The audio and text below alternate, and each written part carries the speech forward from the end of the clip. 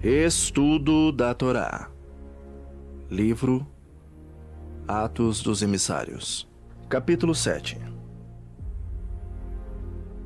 Agora, perante o júri, mais uma vez um servo de Elohim encontrava-se magnificente. Estevão dobrou seus joelhos para adorar Elohim. E logo, após isso, nunca mais seus joelhos se dobraram para ninguém. A verdade estava ao seu lado. A verdade estava com ele. Era visível em seus olhos. E fora isso mesmo que o Kohen Gadol perguntou: é verdade as coisas que dizem de ti? Ora, nunca um servo de Elohim iria contra as ordens de Elohim, nem contra as suas santas palavras. Seria muito simples. Bastava que reconhecesse que tais afirmações não eram verídicas e seria possivelmente liberto. Mas não fora isso que aconteceu.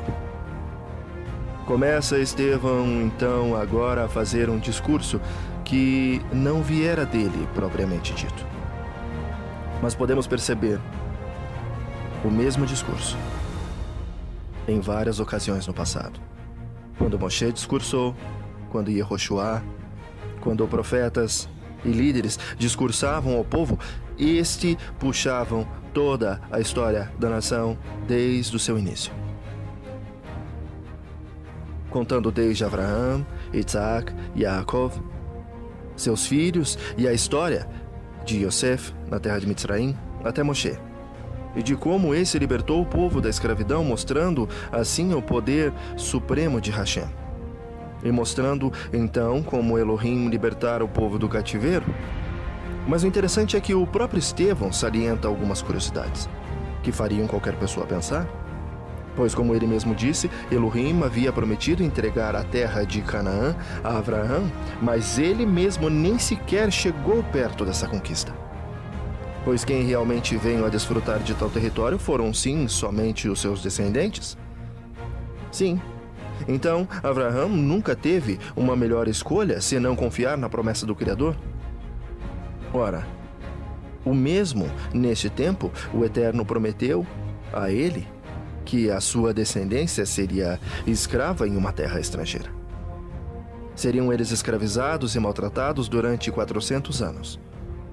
Mas o agravante aqui, podemos perceber, Abraão não tinha nenhum filho ainda. Então, como pudera essa ser uma verdade? Ora, somente para Emuná?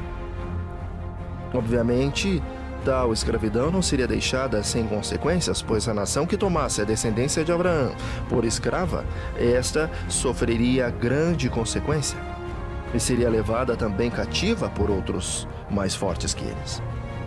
Após o tempo de escravidão nessa terra, os hebreus voltariam a Canaã e ali adorariam novamente a Elohim.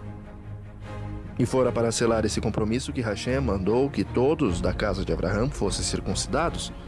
Assim como também, após o 8º dia, Isaac deveria também passar por tal cerimônia, para assim perpetuar a aliança com Elohim. Assim também foi com Yaakov e com os 12 patriarcas.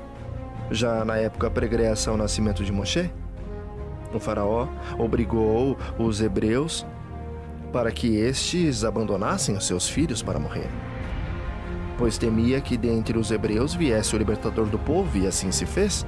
Ora, Moshe, porém, fora salvo por Miriam, quando esta o colocou dentro de um cesto. Ele fora encontrado e criado pela filha do faraó. E crescendo, aprendeu todas as coisas sobre essa cultura egípcia. Ele era imponente, tinha autoridade na fala, passou ele 40 anos no deserto, após matar um egípcio, que maltratava os seus patrícios, e nesse tempo tinha ele 40 anos. Somando então a sua idade entre o exílio e o retorno, era a sua idade já avançada, pois tinha a média de 80 anos, e enquanto no exílio, caminhando pelo Monte Sinai, eis que ele vê uma sarça ardendo em chamas, porém não se queimava.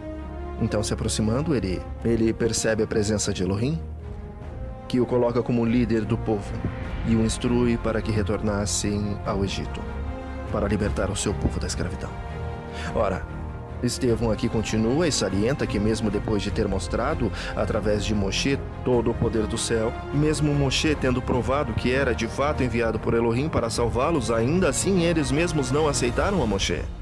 Me perguntaram: quem fez de você o nosso juiz ou o nosso líder? Quem o fez como líder? Foi Hashem, por meio do profeta. Realizou sinais espantosos que culminaram na libertação do povo de Israel. E agora este mesmo Moshe, ele mesmo havia profetizado a respeito de Yeshua quando disse: do meio de vocês, Hashem escolherá um Navi, assim como ele me escolheu. Mesmo Moshe tendo mostrado todos os sinais durante a diáspora, mesmo tendo realizado todos os sinais, ainda assim o povo rejeitou e queriam voltar a ser escravos no Egito.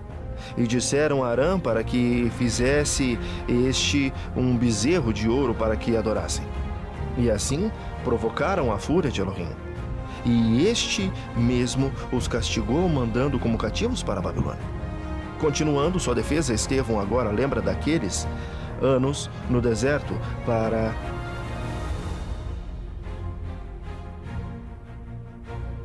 Continuando sua defesa, Estevão agora lembra que, naqueles anos, no deserto, para que Adonai habitasse entre o povo, ele mesmo ordenou a Moshe que construísse um santuário, dando a ele como base um modelo, possivelmente de algo que já existisse em outro lugar ou até mesmo nas moradas celestes. E assim foi feito. E essa tenda ficou entre eles até os tempos de Davi.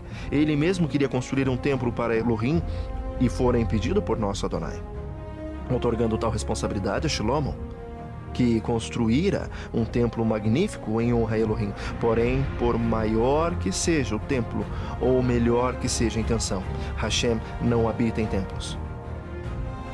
Pois, como dissera o Navi, o céu é o meu trono, e a terra é o estrado onde descansam os meus pés. Que tipo de casa vocês poderiam construir para mim? Como conseguiriam construir algum lugar para que eu pudesse morar? Por acaso não fui eu que construí todas as coisas? Isaías 66, 1, 2.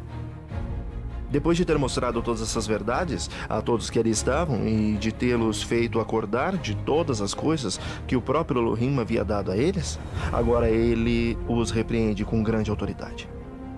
Ele diz que eram eles muito teimosos e duros de coração e surdos, pois não queriam ouvir. Eles sempre rejeitavam o Ruach HaKodesh. E não só eles, mas também seus antepassados. Pois qual foi o Navi que não perseguiram e mataram? Pois o fizeram até com aqueles que anunciaram a vinda do Tzedek, ou o justo, ou nesse caso, Yeshua, do qual eles mesmos foram culpados de traição e homicídio. Umas coisas nessas palavras chamam muito a atenção. Pois em versões mais antigas a palavra, ao invés de dizer que eles eram teimosos, Estevão os aponta como incircuncisos de coração. E aqui temos a explicação de que se referiu a Shaul quando disse sobre a preferência da circuncisão ser no coração, ao invés de ser no prepúcio. Referia-se ele sobre a questão posta aos líderes de Israel? Tinham uma aliança na carne, mas como que por obrigação, mas nunca deram a ela real valor, ou nunca tiveram consideração real para com ela. Pois assim que fosse, circuncisos no coração, seriam leais à aliança, leais ao propósito, leais aos desígnios de Elohim. Não porque alguém mandara fazer isso ou aquilo, mas porque são ordens expressas daquele que nos criou.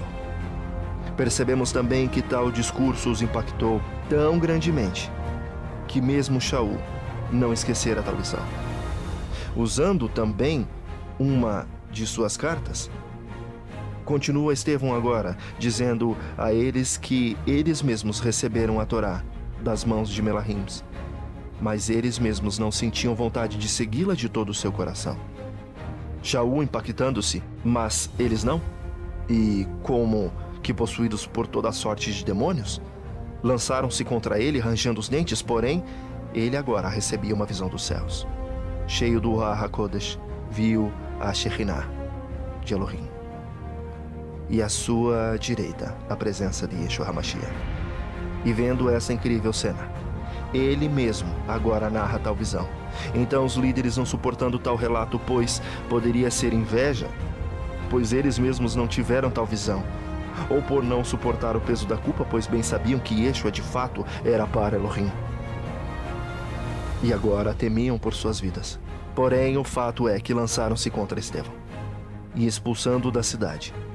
E então apedrejaram. O apedrejaram até a morte, enquanto ele invocava Yeshua para que recebesse o seu ruá.